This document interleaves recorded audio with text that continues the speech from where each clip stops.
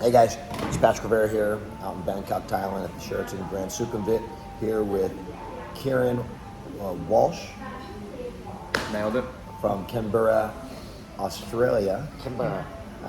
He owns Muay University and he's very, very active in the Muay Thai scene in Australia as well as internationally. And right across from me, you've got Mr. Matt Lucas, social media Muay Thai influencer, Fairtex Public Relations Director, and just all around good guy. We're coming at you here because I want to talk about a couple things, particularly the state of Muay Thai in Australia and how it differs from the state of Muay Thai in the United States. And I think those are really, really important topics because as we grow and expand and scale, especially in the United States, it's always good to learn about how other countries are organizing and structuring their events and Muay Thai as established in Australia. So, without further ado, we're just going to go ahead and move on. I'm probably going to chop this one out, this portion out. But do you want to go ahead and start? Yeah, well, I think there's a couple interesting things to talk about in terms of Muay Thai internationally and Thailand versus the U.S. Obviously, I'm sort of a middle person here, based in Thailand, and Australia has a huge influence on the sport out here because of the closeness. As Kieran will attest to, there's been a lot of Australians that have come out here long term. Don Miller, Darren Riddler-Reese, of course, John Wayne Parr. Most Australians have come over for extended periods of time. Kieran, you've done like 6+ months at a time, and you are out here now every 3 to 4 months, correct? Yeah, I think the beauty of being close to Thailand, especially through, I would come in 6-week intervals sometimes because it's easy. It's so easy to travel. It's 9 hours, but now we're in a position whereby there are a lot of gyms that have upwards of 2, 3, or even 4 trainers. SRG in Sydney is a great example of that, and it's very much the case of the talent and the skill and the depth of what we have nationally and locally means that for a lot of fighters, they don't even have to train or travel to Thailand to have that experience. And Matt, that's something that you and I have spoken of before, whereby we've had that culture through the 90s and 2000s and the 10s where everyone was coming over to Thailand, trainers were coming to Australia, and now you can really see it in the skill level and the knowledge level across the gyms and the trainers, even at an amateur level, watching amateur fights now. I had my first fight in like 2006, maybe 2005, and I look at some of the amateurs now, 1 or 2 or 3 fight amateurs, and I think I'm so glad there wasn't this skill level back then, because I would have been bashed, like, quite frankly. So it's the depth and the level that we have now is incredible because of that. I think this is something Patrick will attest to, but the amount of Thai trainers in the States is not nearly as much as one city in Australia. Like, you have the Fairtex guys, Johnson, Gangyao, Boomgurt, and a handful of other Thais, and that's in the entire country. Right. And then again, 330 million people around the United States, and it's just so geographically spread out. Whereas, Australia, it's highly concentrated in Melbourne, Sydney, and Queensland, right? The majority of Muay Thai.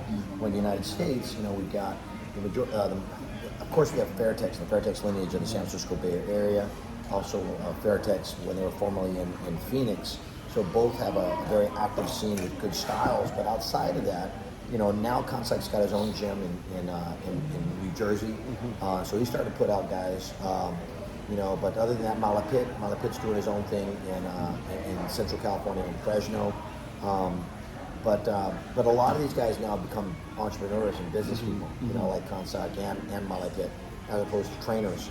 And so, one of the key things, and I've hired Thai trainers before, at least in the United States, and it's been kind of challenging in regards to trying to take care of them, right? So, one, it's harder to get visas for Thai trainers to go to the United States. But 2, how are the gyms out there managing the care of them, because a lot of, I hate to sound like that, but Yeah, absolutely. It's like taking care of a kid, right? For sure. You know? It's not without its difficulties. I think the gyms that do it the best have multiple trainers, and the way that the visa system works in Australia is it's very easy. Obviously the cost factor is different too, being a lot closer than it is to the States. Right. And so it's not hard to just bring a trainer over for 3 months. Yep. As a quote unquote test. Yep. And if they work out, they do, and if they don't, they don't. You send them home. Yep. Very much like you could with any other employee, right? And so whilst there may be an initial upfront cost of having to book a return flight, whatever form they're accommodated in, many trainers will just come out on that provision of only being here for 3 months. And luckily, on the flip side of it, we have Aussies based out here in Thailand, guys like Tim Fisher at Revolution, etc., who facilitate trainers coming over to the country. They'll almost act like a middleman of collecting and finding some of these trainers and screening them and saying, okay, yeah, that's good or that's good, if for whatever reason you don't have the connection yourself. Is he getting a finder's fee? Yeah, there is a business related component. Sure. I mean, I look at it a bit like in Australia we would call it a labour hire company, like a recruitment Absolutely. firm. Yeah, I look at it the same way. Yes, And yep. obviously it's not mainstream in the Thai boxing industry, but I do look at it the same way, and doing something like that does give you that extra level of security of if they don't work out. Yep. I think it's difficult for the gyms that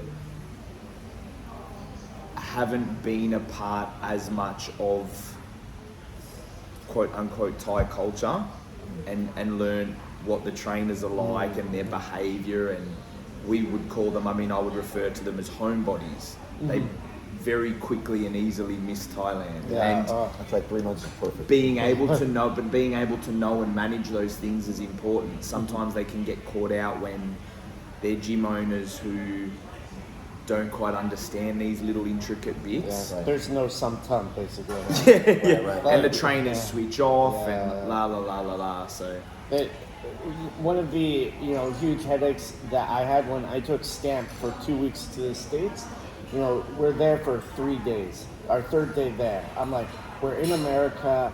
I don't want to eat Thai food. Third day there, she's like, I want some tum. I want some tum.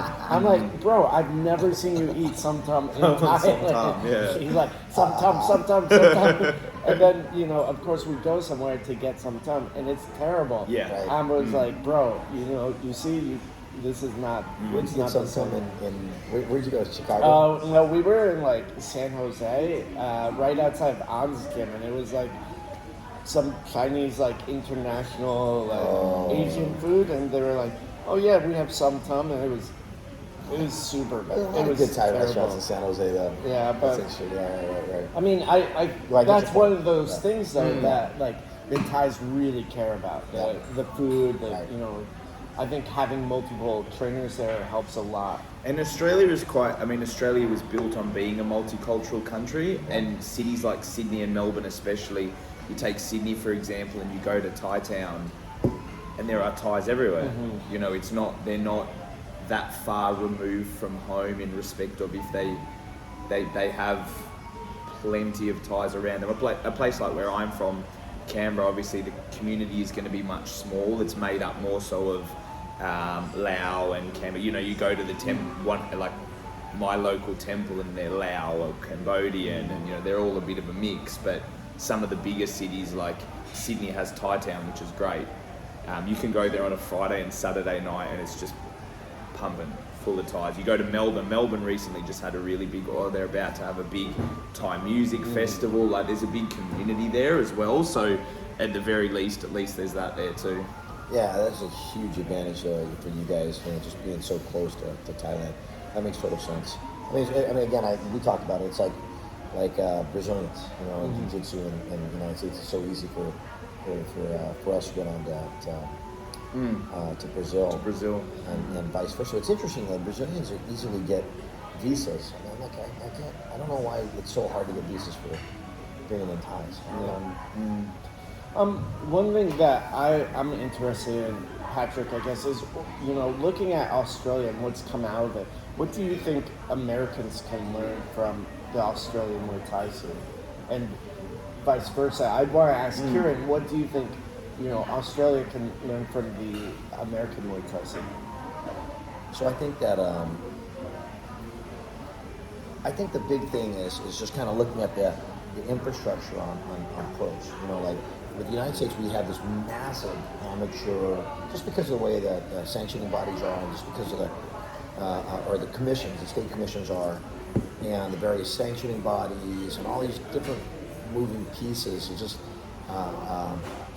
really hard to create a really solid pro scene. Right? And it's very, very hard to keep fighters active.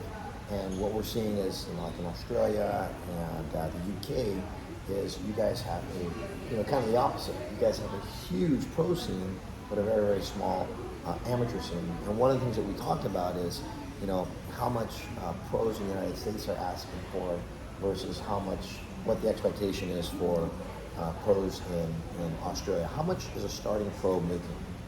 In Australia, Yeah. I mean, it can be nothing. It can be $100 a round, Yeah. $100 as we would say. Yeah. It's.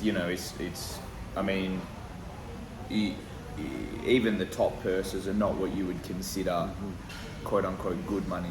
Right. And then that's the interesting thing is, whereas everyone over there now, tell me about your amateur scene. Before I get into that, tell us about your amateur scene. Is there an amateur scene? I think the difference when we speak of amateur Muay Thai versus the States, and I've been lucky enough now to go over to the States a few times, what I've noticed is in Australia, you are an amateur for 1 year, 2 years. Like you are not an amateur for long, and then you turn quote unquote pro. But for a long time, and I mean ever since I started training 20 odd years ago, there never really has been, it was hard to draw the line between amateur and pro. You take boxing, for example, it's very easy to draw the line. But for a long time in Muay Thai, it's like, well, how do we decide who's an amateur and who's a pro? The certain states and certain government, much like in the States, started to take control of combat sports, boxing, MMA, etc. And then it was state by state a definition of amateur or pro. But still, it's very loose of respect of what we might consider a pro. You may or may not. It's a little bit confusing, but for us, you're only in quote unquote amateur really for 1 or 2 years. To take some of my guys, for example, I would typically envision them being a pro after about a year. One from when they have their first amateur fight, and that might be 5 or 6 fights maybe. We don't have what you have, like smokers, and we sort of do, but not really. Those smokers and those sort of tournaments don't really exist. Right. The closest we have is tournaments that can closely replicate IFMA, like the nationals and the like, but they're maybe once a year. Okay. Outside of that, they don't really exist either. And so what we would consider pro is just when all the pads come off. So amateur then is with pads. Yes and no, it depends where you are. This is where it starts to get difficult, right? Right. But we would consider amateur if you have pads, sure. There's people like Andrew Parnham in New South Wales who are starting to create a bit of a more clearly defined system between amateur and pro, like a C, a B and an A class, Yeah. which is going to work really well. But you might take a place like Victoria, whereby prior to the creation of what they call Muay Thai Victoria, which was an amateur competition, even still guys might only do that for a year. Prior to that, everyone for their first fight would just register as a pro with the government. They don't even register as an amateur, they register straight as a pro. They just fight with 8 or 10 ounce gloves, that's it. And in Queensland, you can do whatever you want because there's no rules. it's cowboy land. Yeah, but so yeah, we don't have long quote unquote amateur careers. Yeah. Because it's not necessary, and honestly, you see the skill level of the people that we have in Australia, and Matt can attest to it. He's come out and he's watched what you might consider like a lower level show, like a Roots or something. They're good. They're good. Yeah, they're Aussies are good at Muay Thai, Yeah. and so They're like, it would be like max Muay Thai level at base. Probably, for American standards, it would be our pro level, like Right. mid high tier pros are about Aussie beginners. And so, why is that? Why the big difference? Is it because of the trainers? Just because of the ease of travel to get to Thailand? I mean, I know a lot of Americans are traveling more and more, Yeah. to Thailand, but why? I mean, why the difference in level of skill in a shorter period of time? For me, it's the trainers Yeah. and the gyms. Yeah. They're strong. The trainers know what they're doing. They are just many of the Australian Western trainers are as good as their Thai counterparts. Yeah. And if not often better at training fighters because from scratch, right? And so it's just the skill level. Honestly, it's the skill and the quality. Yeah. The other thing that I've noticed with a lot of the Australians is they have more opportunities to fight. So even like someone like Pinky, he chucks in his fighters, but he has like maybe 12 fights per month, just out of his gym. And then guys like Don Miller have like 4 or 5 guys per month. Darren Riddler Reese, he has like 12 guys a month. Like, how many athletes do you have fighting out Muay U? I would have upwards of 25 fighters maybe, and I'm going to a show every weekend. So I think like that number of repetitions is like so much and so high. Like you look at in the States, you got maybe one or 2 shows a month with 1 or 2 people per show, versus it's basically quadruple, 5 times the amount in Australia. We have issues with promoters in the same state getting into arguments because 3 of them will put a show on the one weekend Sure. in Queensland, Sure. That's you see it in the United States as well. Yeah. Yeah, interesting. Well, how much does it cost to run a show in Australia? But from my going to the States, nowhere near as much. Yeah, it's so expensive. From what I've heard from you, from what I've heard from Jeff and Zay over at Triumph, and a few of these guys that I've spoken to, the government licensing fees and the like is incredibly lower. And I was blown away when I took David over to fight Eddie Abasolo for Triumphant, and we didn't pay for the medical bills, but I got to see the cost of it, the requirements of CSAC. That was incredible. The Aussies would be kicking up at most we get blood tests. Blood test and a doctor quote unquote physical check, but it might be $100. But Yeah, when I've gone over for Rebellion, I've taken some of the athletes like Yacht IQ and Andy to the doctors with Cy, the promoter, and it takes like maybe 30 minutes. It's a blood test, a quick physical, and you're out. done. Yeah. It's like super simple, and that's like 2-3 days before the event. Like with CSAC and stuff, you have to have your paperwork done ages before. So there's got to be a way, especially if you get delegation with WBC Muay Thai. You got to figure out a way to help streamline that process. That's interesting. Okay, that's what prevents a lot of people. Just those additional costs, and that's what a lot of people don't want. But a lot of people, I think, that you'll see just these really protracted amateur careers. I mean, even like Yanette, she's now number 1 at 105 in the USA, but she's still an amateur. She's got 21 fights. That's not including the smokers. I mean, like I remember when Gaston fought Quintet, online fights back in the day, and Kieran from CSA would say, Gaston only has 3 fights before he goes pro fights. Versus Quintet, who has 150 fights or whatever. But of course, he didn't take into account that he's got 30 amateurs, and he's got 30 smokers. You know what I mean? So he's got 62 fights. Yeah. You know what I mean? At the end of the day. So it's interesting. I think it's the way that we categorize things. I actually like. I remember Pete Peterson. He's our head official for WBC Muay Thai USA. He also runs the TBAs, Thai Boxing Association tournaments, largest tournament in North America. He, when he heard that USA Muay Thai got RSO, recognized sports what is Or it? yeah, Organization. Yeah, right? officiating or something like that. And so I think his concern was, as they're on the path to get NGB, national governing body, would that affect his turnout? Would that affect whatever? And I said, what did I say? I said, it shouldn't, but if it does, then we'll just turn everything pro. Right? Yeah. And Yeah. if there's any confusion, we'll just turn everything pro, and then establish a C class, a D class, and an Yeah. A class pro. Yeah. I mean, it just seems like what other countries are doing, and you just confirmed that, so I appreciate that. I guess going back to one of my earlier questions, Kieran, because you have gone to the States more, what do you think you and Australia can learn from the Americans? Yeah. Because I do think that America is doing some things right. Yeah. Some things obviously need improvement, but That's an easy one. Yeah. But it's nothing different to what the States does with any other sport. Participation you could use for, I'm not sure of the term, but I think it's just the advertising, the promotion, the branding, the nous behind building a sport like that is what I see as what the States does well.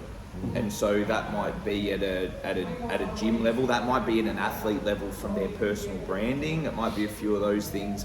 I think some Aussie or many Aussie fighters are still a little bit reluctant to increase their personal brand, and on the flip side, it's something that I see that people in the States do quite well, and is something that the States does. Realistically, it's for any sport. yeah. It's that sort of hoorah. Well, I think that's interesting because, one of my first exposures to Muay Thai was through, International Kickboxing Yeah. magazine, Yeah. which was brought out in Australia by Chiavello and Hammer. Mark Castanini, yeah. Yes, And like he was there that, today, yeah. I think those guys really pushed the sport. They were great, mate. I've still got them on the table at the gym. yeah, We got a whole yeah. stack of them. So it's interesting that you say that. I also feel like, I feel like there's a few bright lights in America, but I still feel like the majority of athletes are not doing it. There's like Eddie Albasolo and Jackie Boonton, but they're, in the same way, there's, Gabriella out of your gym, some other more famous, John Wayne Parr, Jazzy, maybe Rocky Ogden. But I don't think the majority of athletes in both countries are doing that much. I think that part of the American culture will be quicker to improve than the Australians will, though. So that's the part where it's different. It's not whether or not it's established. For me, it's the rate at which they will be able to do it. Because of the culture of how I see Americans go about just sport in general and the promotion of sport in general. It's not necessarily are they there yet, but the speed at which they can get there and they can develop and grow that part. That's what I see as the main thing.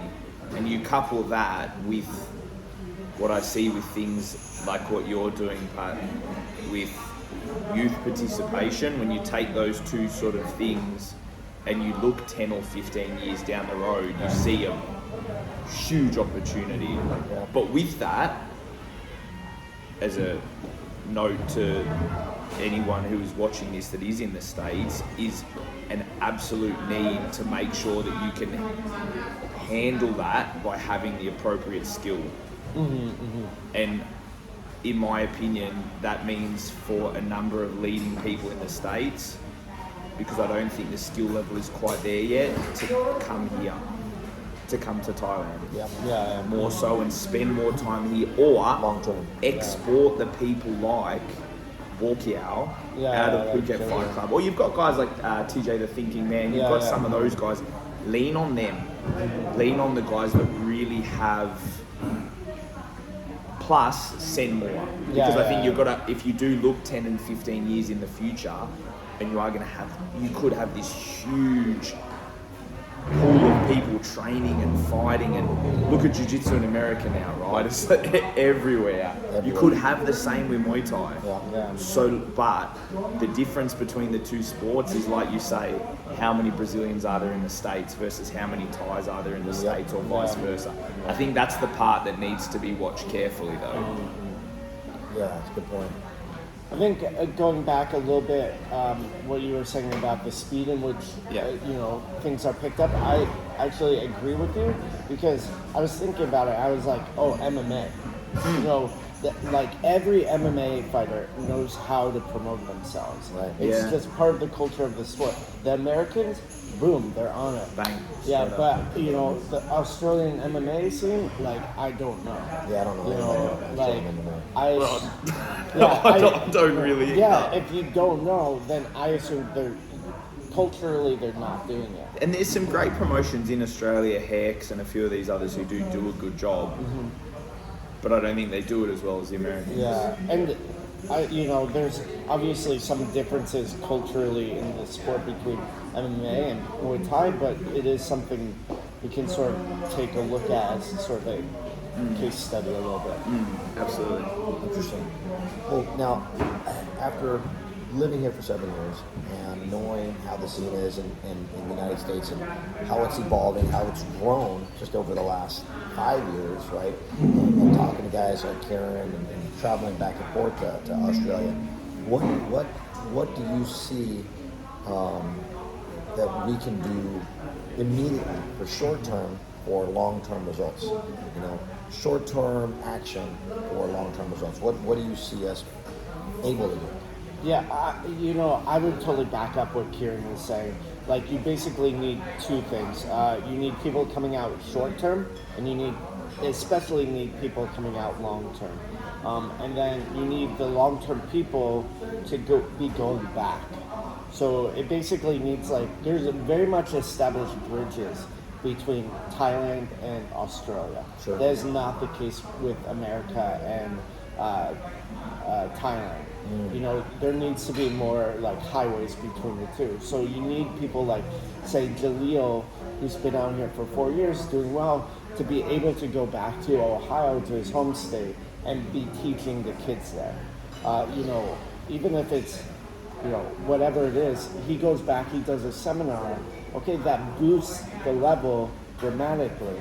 And then there's like 3 or 4 kids that see him doing it and are like, oh, if he can do it, I can do it. And they come over.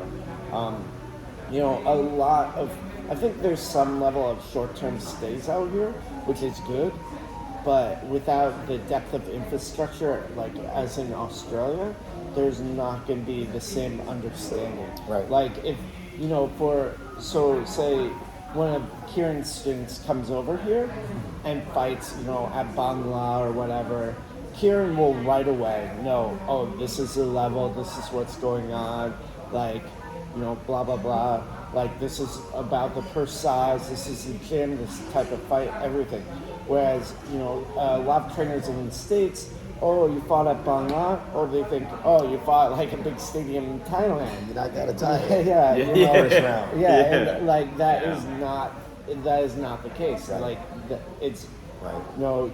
You maybe kicked the tomato can around, or you got beat up by a tuk-tuk driver. Those short-term stays, while they are very good, and I'm not discouraging anyone from it, it doesn't, when you go back home, it doesn't have the same context. Sure. And that's why I think especially the long-term stays are very much needed. What do you guys see as what's hurting Muay Thai in the United States? I mean, right now we're on the cusp of exploding. Yeah. And I think that there are certain things that are, maybe some prevalent attitudes, maybe some Tall poppy syndrome. Tall poppy syndrome. Okay. I don't mean this in a harsh way, but I think some of it is a bastardization of the cultural elements of the sport used for a monetary purpose. Because for me, Thai boxing is Thai boxing is a very unique sport in that there aren't very many sports in the world that have culture and sport mixed so closely. That is a sport that's recognised by many. You obviously have a lot of different sports from different countries and their culture and the sport is intermixed. But Thai boxing is on an international stage. And there are a lot of elements of culture and sport that are combined. And one thing that I've noticed in travelling a little bit through the US and being exposed to it on social media is just a bit of a bastardization of some of the cultural components for like a financial gain or like I personally, and this is not, I'm not having an attack of anyone, but I personally, I don't like things like a wearing pajet when you train. It doesn't make sense. Or like, you know, different colour pajet for a grading for this, like those sort of things I think really hurt the sport, and I don't think people realise it, because when you are, if you came to Australia and you walked into a good Thai boxing gym and you were like, I'm a brown pajet in Muay Thai, or I'm a level 5 in Muay Thai, I'm a black belt in Muay Thai, or any one of these things, they'll look at you like, what? Right. And it creates for the students, it's not their fault they don't know any better, but it does create an unrealistic version of what Thai boxing actually is. Because even Thai trainers look at it and they go, what are they doing? Right. But I don't think people realise how much sometimes that can harm the sport, because it does create, at the end of the day, that's not the sport. And if you want to, if you want to do it for your own gym, you're more than welcome to, and that's fine. Whatever system you want to put in, so long as the students have an understanding of the fact that it is only relevant to your gym and your system. But that doesn't happen. And that's, sorry, not that doesn't happen, it doesn't happen enough. If you, whatever you want to do in the confines of your own gym, you can project a belt, I don't like it, but it's your gym, you can do whatever you want. Exactly. However, the students have to understand that it's for your gym. And a lot of the time that's not happening. And you'll get, you get people on social media, I'm a this in Muay Thai, I'm a that in Muay Thai, and Grandmaster Supreme. It doesn't, and quite frankly, it can harm the sport, because I've seen sometimes guys that are black belts or this or that fight, and I think, they're not, they are not very good. So that for me, that's a big one for me, and I know that might upset a few people, but it's important because these things are necessary for change. And I think the main part of that I want to point out and to reiterate again is, if you want to do it in your own gym, it is your own gym, and you can do that. You go for gold. But please, there's got to, the students have to understand. And because sport and culture is important, preservation of sport and culture is important, and teaching sport and culture is important too. All of those things are a part of preservation and keep our sport the way that it is, and it is very important, and it does have a carryover to the sport more broadly. Yeah, no, that's good. What about you, Matt? What are your thoughts? I think this sort of bridges off of what Kieran was saying, but a little bit of a different point. I think that there needs to be a lot more infrastructure. So you look at somewhere like Australia, there's a lot more infrastructure there. There's the Thai trainers, there's an understanding of the cultural elements, there's the frequent trips. That is not the case for America. Americans don't generally travel internationally. Maybe that's changing a little now, but in my experience, they haven't. So we're missing a lot of the cultural and sport elements that you pick up by being here present. You have to watch the fights live. Right. You have to, understand what the back room feels like to be, become a pro level athlete. You have to sort of understand, okay, this is what fighting in Isan is like, which is a huge, very necessary experience for a lot of Thai fighters. And, you have to go through the experience of I drive out 3 hours to the middle of nowhere, thinking I'm going to get a fight. Then maybe I get a fight. Maybe I don't get a fight. Maybe my fight switches spots. Maybe, things happen. Like, maybe I win the fight, but the gamblers influence it, so I lose. Like, you need those experiences make the Thai athletes very resilient. And that is not something that happens in America because they're like, well, I need to know that I have an opponent, I need to know blah, blah, blah, in order to do this sort of And stuff. I think that's an important one in that you have to understand and appreciate for the foreigners or for, say, Americans, for example, you have to understand and appreciate that the sport isn't big enough yet that you get to have a 8-week fight camp. Yeah. It's not the UFC yet. It's not MMA. Please don't look at what happens with high-level professional athletes in other combat sports and try to apply it to Muay Thai. You have to be willing to be in a position of, in Australia, the theme of being a fighter is you are always in the gym training, and fights just pop up and you take them. Yeah.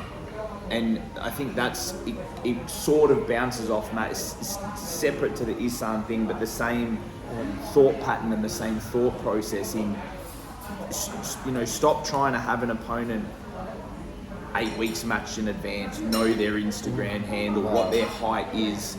It's not important. It's my amateur fight, 1, 2, 3, 4 fights. They don't even know the name of the person. If I don't tell them, they don't need to know. It's not important. What are you going to go do? Search them on Instagram and Facebook for what? What's the reason? That's not necessary. Right. Yeah, amateurs change skill levels as like Between fights. but between fights. So just be in the gym, always training, and fight. You don't need an 8-week fight. You don't need a 10-week fight camp. I think that's a really good to bounce off of that. I'm sorry to interject that, but it's along the same theme of that. Have that same approach. When you're a pro, be like a pro. When you're an amateur, just be an amateur. Just.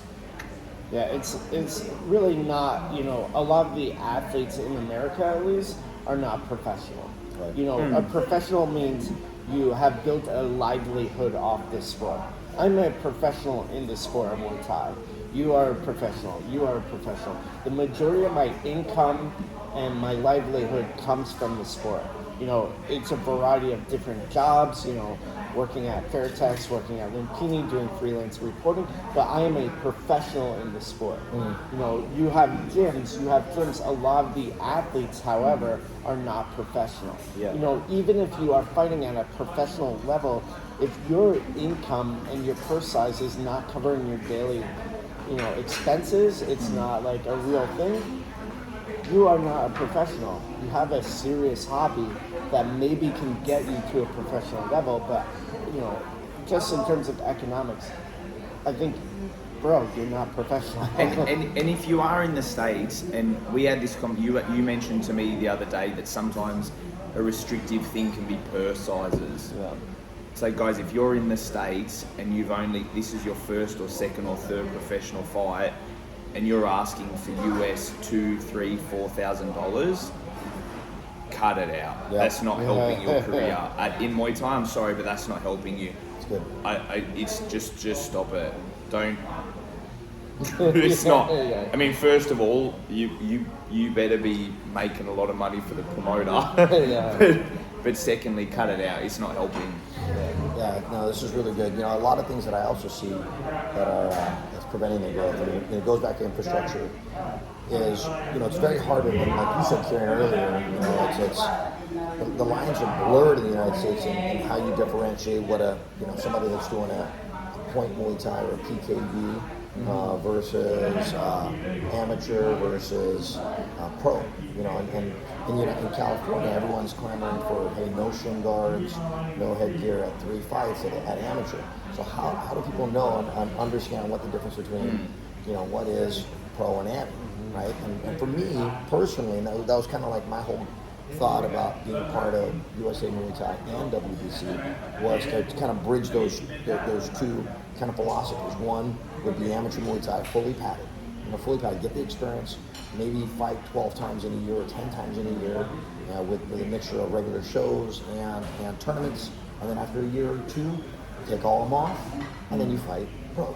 Right. You know, it could be a C-class pro, and that's what we're hoping to do with WBC Muay Thai, you know, in the United States. So I don't know if it's going to work because a lot of people are complaining about headgear. Yeah. You know, something as simple as complaining about headgear. Okay, why complain about it in the amateur ranks?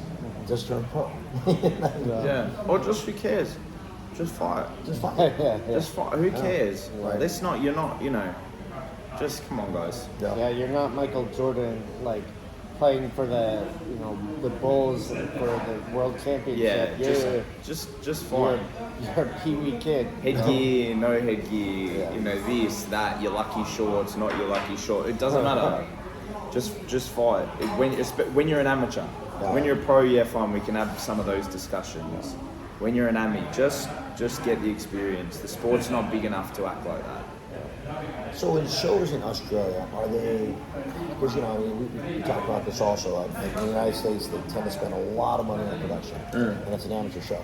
And as such, you know, they rarely make any profit, whereas amateur boxing is typically in somebody's gym, you know what I mean? Yeah.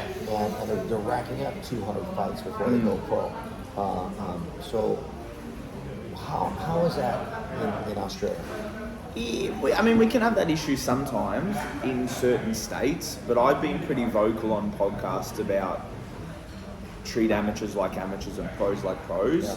Stop treating amateurs like pros.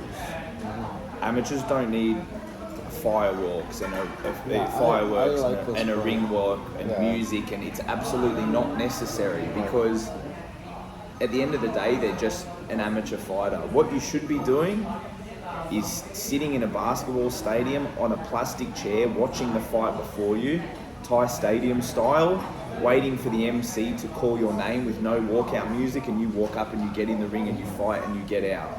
And they crank that through in 12 minutes. That is what is needed, because at the end of the day, you have a fight. You're not really a fighter. You just had a fight. If you don't go and play flag football and say you play for the Patriots. You know, like, you don't. You don't. It doesn't work like that. And the same thing. Treat amateurs like amateurs and pros like pros. Boxing is a great example. Follow boxing. Do it like them. I think, you know, and one of the things that happens when you treat amateurs like professionals is they have a very warped view of their abilities, the size of their importance, and everything. Then they start like thinking things like, oh, you know, the promoter should be giving me this and that and blah blah blah. Like, you know, my coach also should be doing this and that for me. Like, I should be pampered, because they're being treated like, you know, high level athletes when really, you know, you are not. The spectacle is there, but the substance isn't. Yeah, it's so true. That really hurt. That hurts the sport. I think that hurts it a lot. Absolutely. Yeah. I mean, you know, like, it's interesting because there was a big tournament in California just this weekend, and even though certain organizations are bragging about their numbers for their point system Muay Thai, within that same sanctioning body organization, they failed to get anybody to do the full contact side. It's minimal. That's crazy. It's one of those things that it's like bragging about how long you've been around, which has no direct correlation to how good you are. Right. And the same thing happens. It doesn't matter what your participation numbers are like if they're all, if it's shit. You know, like, at the end of the day, those things and like. So, let me ask this. So, and this is something I'm really looking to. I'm debating on how to handle this. Like, right now, what the United States is very belt hungry, trinket driven culture, right? And you'll find, you know, a lot of people, they'll get their C-class tournament belt. You know, maybe they'll have 1 fight or 2 fights total, full contact. They get their belt and then they're done. You know, as opposed to, you know, working up to something. In Australia, in the UK, do amateurs fight to belts? Not really. No, like there can be. There are certain states where we do have these issues. We're not immune from it, Okay. but yeah, not like. I mean, I see pictures of some amateur kids in the US with their arms out with like 20 belts on, and quite frankly, I'm like, that's a little bit embarrassing. Well, because It's not the it's about as many belts as they have. It's kind of like, well,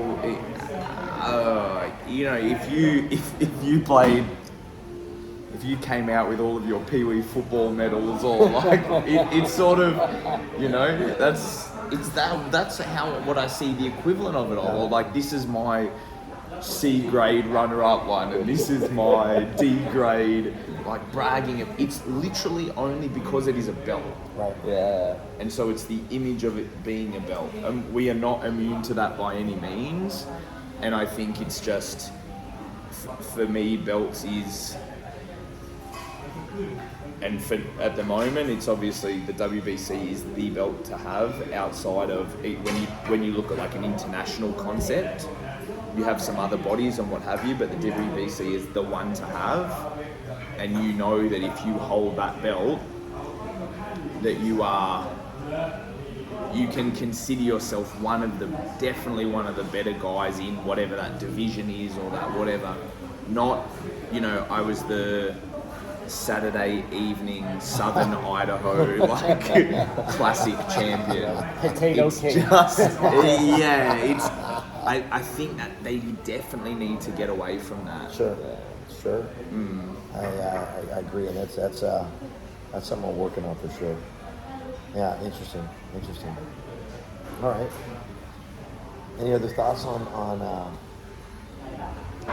Not really. I mean, yeah, not to end on a negative note. I am very impressed by the rate of growth of USA Muay Thai, and watching USA Muay Thai, and for a long time, American Muay Thai to us Aussies has very much been in the dark. We didn't consider it. Yeah. We've never considered America to be a strong Muay Thai country. Like it's Australian MMA? Exactly. Exactly. Yeah, Absolutely. yeah. But similarly, now that you see the rise of Australian Muay Thai, you have guys like Robert Whittaker, Volkanovski. He's pound for pound one of the best guys in the UFC at the moment. He's an Aussie. Yeah, so as you see the rise of Aussie MMA, you also see the rise of American Muay Thai. Right. And I have been impressed watching that growth, and watching, especially with some of the things that you're doing, Pat, and I'd mentioned it to you, the participation level at the junior level, the participation numbers, at the junior level. And for me, I think I look at it as an Aussie and I go, shit, we better keep up with that. Yeah. I think we better keep up with that, because we want to, I want to be arrogantly proud and never lose to Americans. I don't want to lose. I never want to lose to you guys. That's why we're never get scored. That's why we're never get scored. I kicked you to pieces, but It's under thighs, we're done. Yeah, okay, mate. I don't want to lose to Americans. I've lost there once. I don't want to do that again. But but I look at it and I think, wow, the participation and the rate of development is something that we have to keep an eye on and we have to watch, because it is quite impressive. It is quite impressive. But so long as I think some of the things that we've discussed, it's a very pivotal moment for American Muay Thai, in my opinion. Definitely agree with that. And for me, they're standing at a fork in the road, and it could very easily go one of two ways. Totally agree and in with that. 15 years, you could have huge participation levels, but everyone's a tomato can, to use Matt's word. Or we look at in 15 years' time, and you've got killers everywhere. You've got that's the goal. killers everywhere, and it looks like Europe. It looks like when you look at Europe. But at the moment, you're standing at the crossroads, and I think some of the things that we've talked about in this are really going to be important as to driving the which way you go. Yeah. Right. No, that's a good point. That's a great point. I think everyone sees what's happening with the youth participation. Anyway, the whole kind of the thought on that was even if they didn't ascend to kind of like baseball, right? You go through Little League, then you go T-ball and Little League, and then high school, JV, high school, and then college, MLB. Even if they don't get past Little League, they understand the sport. They participated. They played. Absolutely. And now they're going to watch. They're going to pay those. They're going to buy jerseys. They're going to pay Absolutely. $100 tickets to go watch ball games. Absolutely. I mean, a ball game, a basketball game, or a football game, or baseball game. With a family of 5, you're spending $200-$300 Yeah, at least. absolutely. Easily. When Absolutely. you buy food, beer, parking, blah blah blah blah blah blah blah. And bigger participation in gyms means more gyms, means more money for the gyms, Yep. means more opportunities for people to make their passion and their life a livelihood, make a living from Muay Thai like you have. Yeah. I mean, it's only good. Yeah. How many Americans own their own jiu-jitsu gyms now, or whatever? Sorry, I'm not sure what they schools. Yeah. Like, how many Americans own their own jiu-jitsu schools? And like, it creates just enormous. It really grows the ecosystem. Right. And I think there's a huge, big moments. Yeah, and that's the other thing too. It's hard because if there were all pieces, it's easier to have all controlled within like one system. So that there's a clear path, there's a clear ascension in which direction to go. Kind of like you talked about the fork. But if everyone's kind of doing all these different things, then people are going to go all over different places. So I think it's just easier to build, that infrastructure to kind of direct everybody to here's where the next step. This is what you do next. This is what you do. This is what you do. And that's what we're hoping to do. That's what we're hoping to do within the next 5, 10, 15, 20 years plus. So awesome. Sounds good. Any last parting words? No, I'm excited for the future of the sport in Australia and then internationally. Like, I think, things like this are very good for the sport.